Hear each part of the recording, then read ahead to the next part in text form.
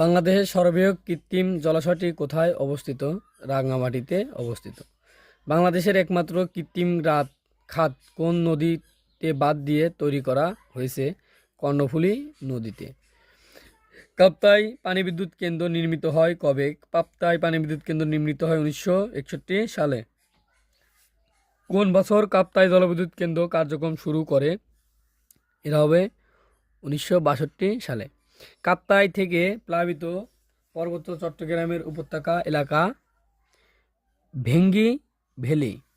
কাপ্তাই জলবিদ্যুৎ কেন্দ্রের সর্বোচ্চ উৎপাদন ক্ষমতা কত মেগাওয়াট? 242 মেগাওয়াট। 242 মেগাওয়াট। বাংলাদেশে পারমাণবিক বিদ্যুৎ কেন্দ্র কোথায় নির্মিত হচ্ছে?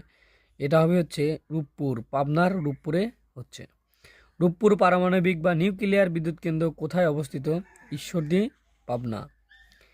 রূপপুর পারমাণবিক বিদ্যুৎ কেন্দ্র কোন নদীর তীরে অবস্থিত? এটা হচ্ছে পদ্মা নদীর তীরে অবস্থিত।